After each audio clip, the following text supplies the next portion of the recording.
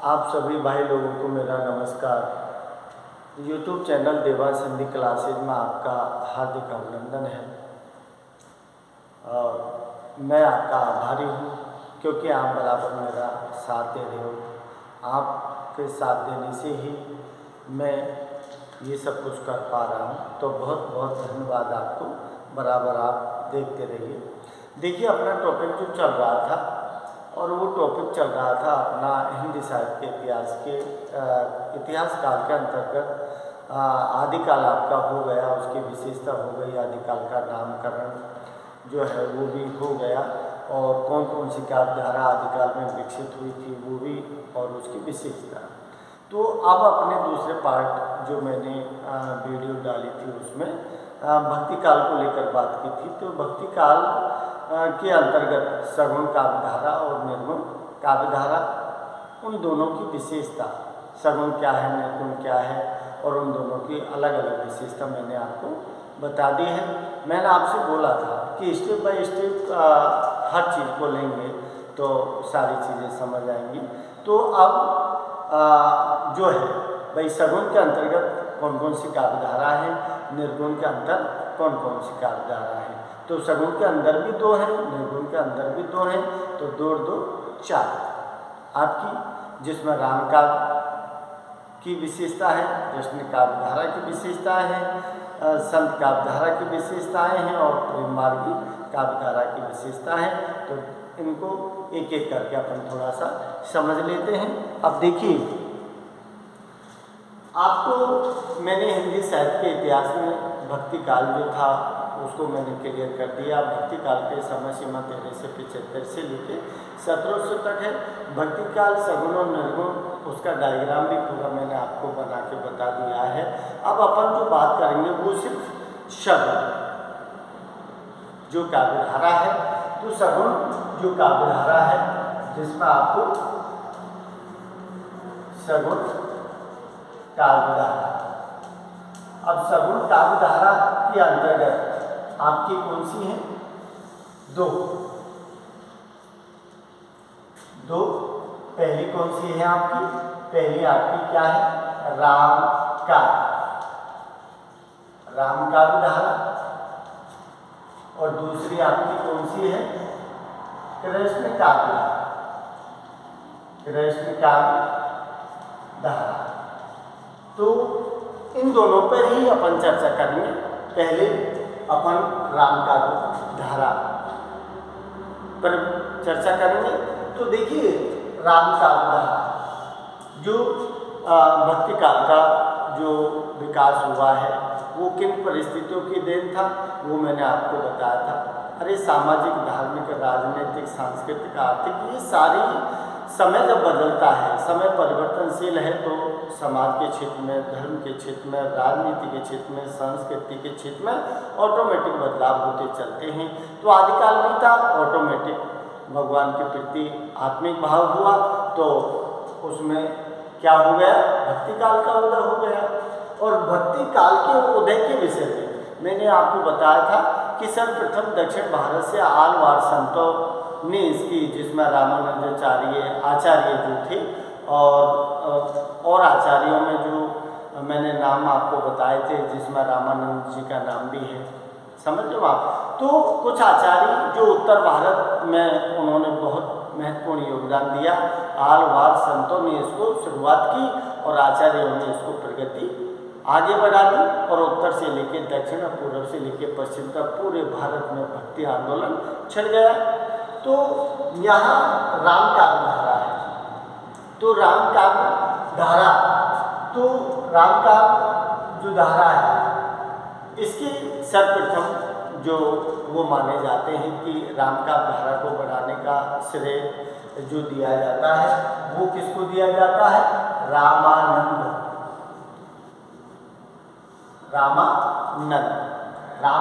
ने कौन सा संप्रदाय? जिसमें लिखा है रामावत संप्रदाय।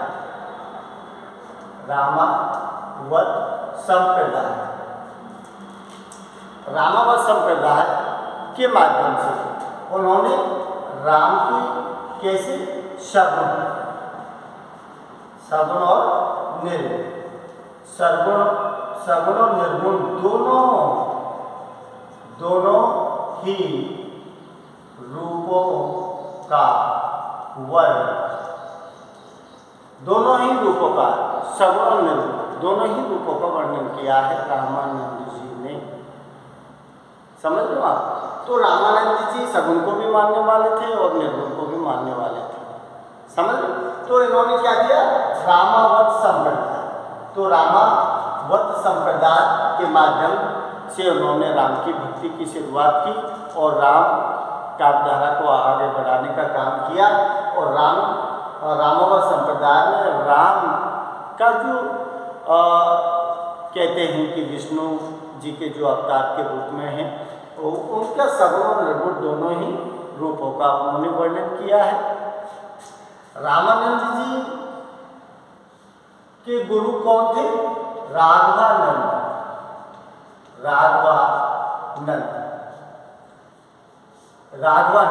ये किसके हैं? ये रामानंद के गुरु का नाम है राघवानंद। समझ लो आप। राघवानंद उन्होंने अपने शिष्य रामानंद को रामावत संप्रदाय के माध्यम से जिम्मेदारी सौंपी राम काव्यधारा की, और राम काव्यधारा को बढ़ाने का काम जो है वो किसने किया? रामावत संप्रदाय अर्थात रामानंद जी ने। और गुरु कौन था? राघवानंद था। तो रामानंद जो है, तो अब रामानंद के जो शिष्य हैं, तो रामानंद के जो शिष्य हैं वो शिष्य में कौन है? जैसे आपने दोनों का नाम लिया है, वैसे नरहरि दास भी मिलता है तुलसीदास जी के गुरु का नाम, और जो कबीर दास है उनके रामानंद लिखा है, क्योंकि उसमें इस पर संकेत मिला है कि काशी में हम प्रगट भये रामानंद चेताय। चेतायो का मतलब है ज्ञान प्रदान करना। काशी में जन्म हुआ है, रामानंद ने मुझे ज्ञान प्रदान किया है। तो कबीरदास का स्पष्ट उल्लेख मिलता है। तुलसीदास के गुरु के रूप में नरहरि दास का नाम आता है, लेकिन इसमें शिष्य जो है रामानंद का भी तुलसीदास को बताया जाता है।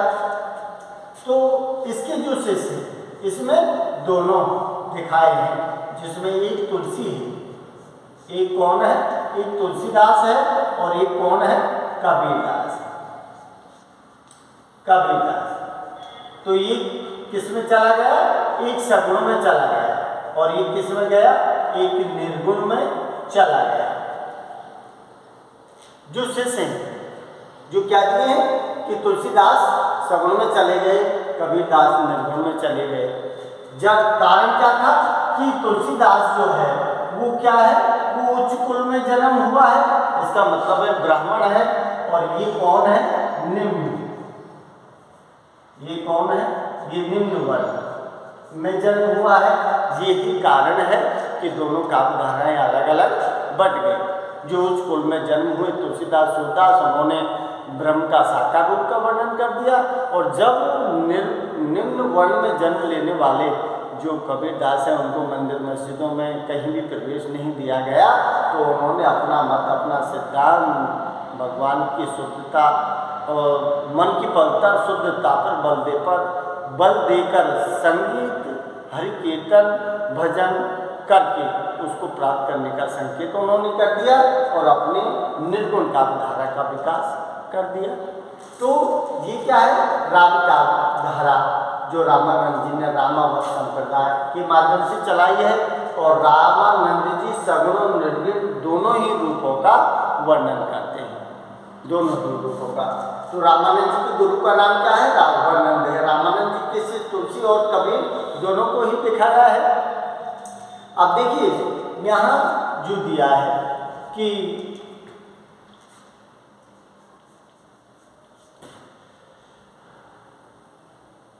राम से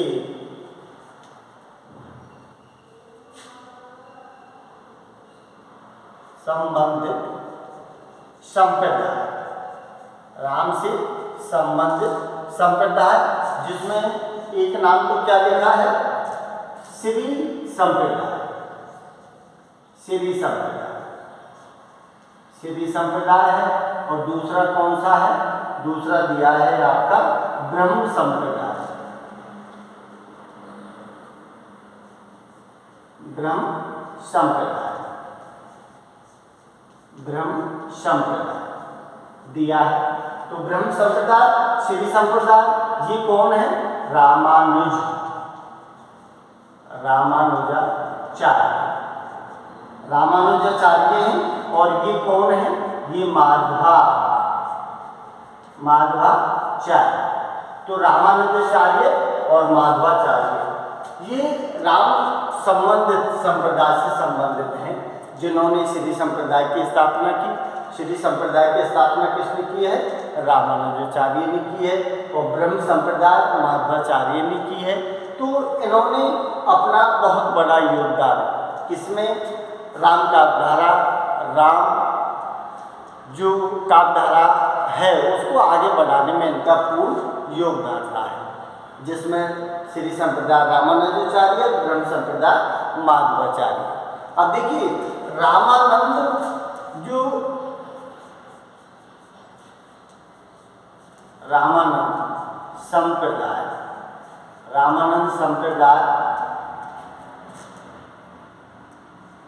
की जो प्रधान पीठ है, रामानंद संप्रदाय के जो प्रधान पीठ है वो कहाँ है? प्रधान पीठ आपने नाम सुना है गलता जी। ये कहाँ है? जयपुर राजस्थान। रामानंद संप्रदाय के जो प्रधान पीठ के नाम से जो जानी जाती है वो कहाँ है? गलता जी, जयपुर राजस्थान में है, जहाँ रामानंद संप्रदाय के प्रधान पीठ के रूप में उसको जाना जाता है। कभी कभार जीके में भी ये क्वेश्चन पूछ लिया जाता है। तो ये इनसे संबंधित थोड़ी सी जानकारी थी। और इसके बाद जो है वो क्या है? इनकी प्रमुख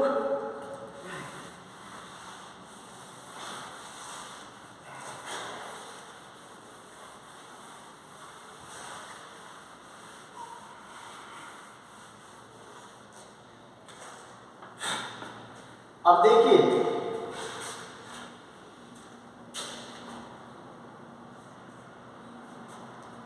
राम का धारा का जो श्रेय है वो किसको जाता है? राम का धारा का जो श्रेय है वो श्रेय किसको जाता है? गोस्वामी। किसको जाता है? तुलसीदास।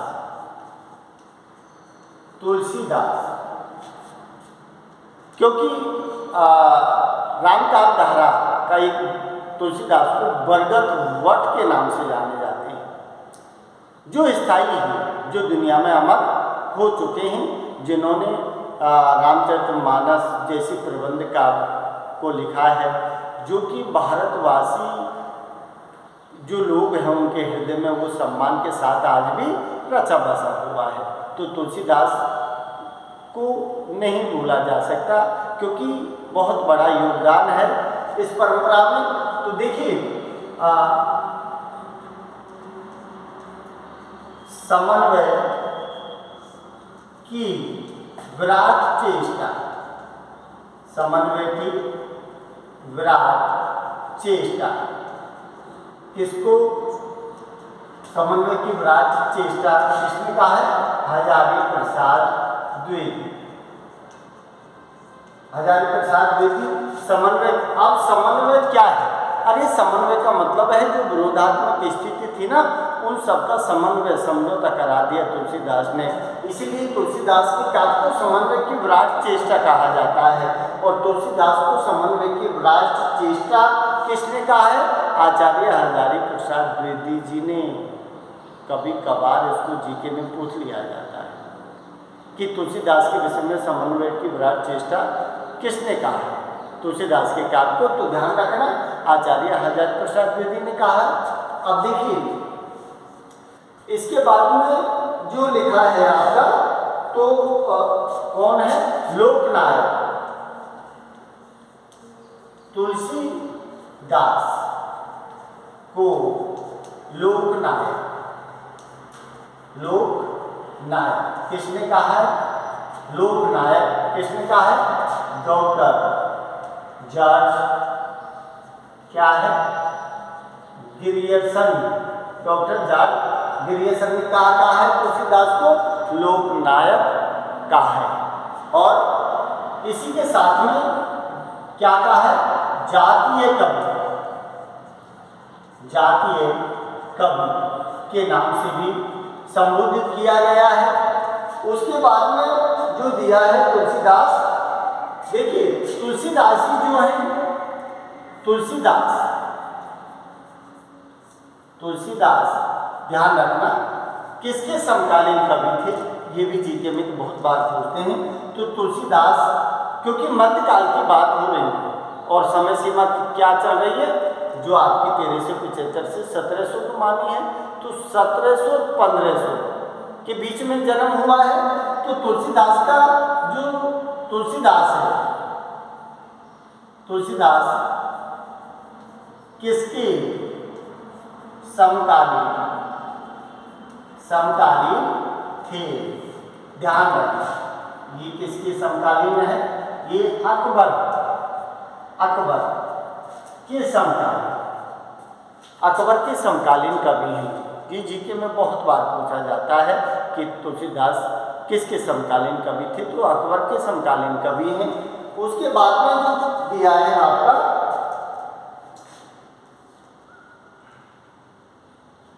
रामचंद्र शुक्ल ने क्या दिया है?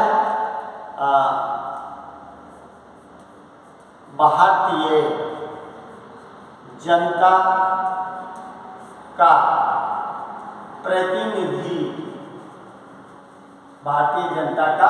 प्रतिनिधि, कवि तुलसीदास को किसने बोला है? आचार्य रामचंद्र शुक्ल ने बोला है। ये ध्यान रखना, आचार्य रामचंद्र शुक्ल ने बोला है। तो राम का थोड़ा सा ये इम्पोर्टेंट चीज़ें हैं जो आपको जीके में पूछी जाती है, तो मैं विशेषताओं से पहले इन चीज़ों को थोड़ा सा रिपीट कर रहा हूँ। तो रामकाव्य धारा का श्रेय किसको जाता है? तुलसीदास को जाता है, समझ लो आप।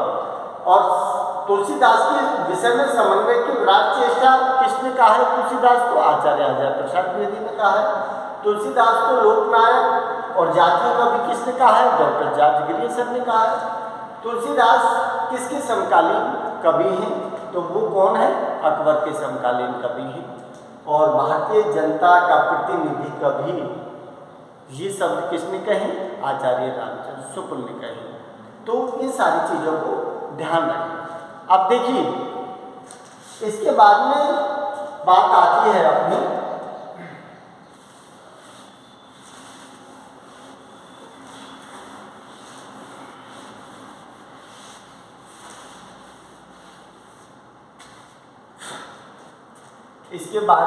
बात आती है रामकाव्य धारा के प्रमुख कवि कौन कौन है रामकाव्य धारा के? तो देखिए, प्रमुख कवि रामकाव्य धारा के सबसे पहले आपको कौन आता है? तुलसीदास, जिसने क्या लिखा है? रामचरितमानस लिखा है। रामचरितमानस तुलसीदास ने कुल 12 रचनाएं दी हैं, एक से बढ़कर एक, लेकिन सबसे बढ़िया प्रबंध का राम के जीवन को आधार मान के रामचरितमानस लिखा है। और कब लिखा है? 1574 ईस्वी में लिखा है। रामचरितमानस को लिखने में कितने समय लगा? 2 वर्ष 7 माह और 26 दिन, ये इसकी अवधि बताई है टोटल। तुलसीदास ने कितना समय रामचरितमानस को लिखने में लगा है? तो 2 वर्ष 7 माह 26 दिन लगे हैं। लिखी कहाँ है? तो वो भी ध्यान रखना, वो अयोध्या जगह का नाम दिखाया है। तो तुलसीदास सर्वप्रथम है, उसके बाद में आपको नाम आता है अग्रदास, जिनको क्या बोला जाता है, अग्र अली, अग्र अली, जो जानकी सखी के नाम से जाने जाते हैं और जानकी सखी के नाम से इन्होंने अपने क्या है अष्टयाम और क्या दिया है, ध्यान मंजरी, ये इन्होंने काव्य लिखे। तीसरा आता है नाभादास। नाभादास ने क्या लिखा था, भक्तमाल। नाभादास ने क्या लिखा है, भक्तमाल। तो भक्तमाल में दो से कवियों का वर्णन किया है इन्होंने। और उसके बाद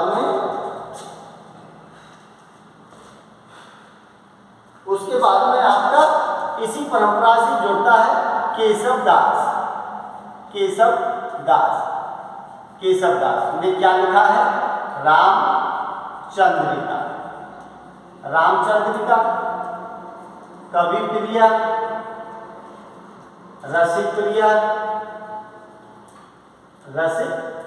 प्रिया और विज्ञान गीता। ये वैसे केशवदास का नाम सुनते ही आपको झटका लगा होगा। क्यों? क्योंकि केशवदास रीतिकाल का कवि है, जो ओरछा नरेश इंद्रजीत के दरबार में रहते थे, जिन्होंने रामचंद्रिका जो लिखी है। ये क्या है, रामचंद्रिका को क्या कहा जाता है, छंदों का अजायब घर कहा जाता है। क्योंकि रीतिकाल में एक आचार्य बनने की होड़ प्रवृत्ति जो चल रही थी, तो पांडित्य प्रदर्शन करने के लिए छंद अलंकारों का सबसे ज़्यादा प्रयोग किया केशवदास ने। तो ये क्या है, रामचंद्रिका, जो जिसको क्या कहा जाता है, ये क्वेश्चन अजायब घर कहा जाता है रामचंद्रिका, जो केशवदास ने लिखी है, जो रीतिकाल के कवि हैं। लेकिन इस श्रेणी में क्यों रखा है, इस श्रेणी में इसलिए रखा है क्योंकि राम काव्यधारा की बात हो रही है। तो राम के जीवन को आधार मान के उन्होंने रामचंद्रिका लिखी है, इसीलिए इसको राम काव्यधारा के अंतर्गत लेखक के रूप में लिखा है, कवि के रूप में लिखा है। तो अजायब घर कहा जाता है रामचंद्रिका को। कवि प्रिया, रसिक प्रिया, विज्ञान गीता भी इन्होंने लिखी है, लेकिन ये रीतिकाल की कवि हैं, लेकिन ये राम काव्यधारा के कवि हैं, इसलिए इसमें नाम इनका दे दिया है, ध्यान रखना। अब देखिए इसके बाद ईश्वरदास, इसके बाद क्या आता है,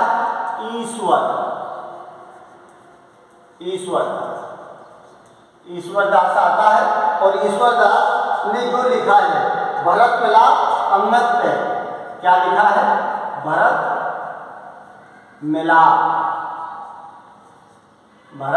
मिलाप और अंगद पैज, ये लिखा है। और उसके बाद में लिखा है प्राणचंद चौहान, इसी परंपरा, प्राणचंद चौहान भी इसी परंपरा के अंतर्गत आते हैं, जिन्होंने क्या लिखा है, रामायण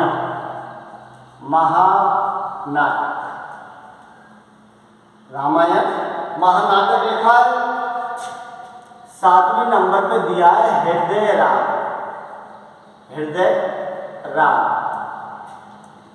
राम दिया है। और हृदय राम ने क्या लिखा है, हनुमान नाटक। ये कौन है, ये राम काव्यधारा के प्रमुख कवि हैं, ध्यान रखना। राम काव्यधारा के क्या है, ये प्रमुख कवि हैं, जिसमें तुलसीदास है, अग्रदास है, नाभादास है, केशवदास है, ईश्वरदास है, प्राणचंद चौहान है, हृदय राम, ये सारे के सारे राम काव्यधारा के प्रमुख कवि है। इससे पहले मैंने आपको शुरुआती दौर की स्थिति दिखाई है और उसके बाद में प्रमुख कवि कौन कौन से हैं, अब मैं आपको विशेषता बताऊंगा, लेकिन वो वीडियो लंबी लंबी हो जाएगी, अगली मैं आपको बता पाऊँगा। अगर आपको अच्छी लगे तो आप एक बार सब्सक्राइब, लाइक, शेयर ज़रूर कर दें। बाकी बची बात मैं अगली वीडियो में आपके साथ शेयर करूँगा। जब तक के लिए नमस्कार।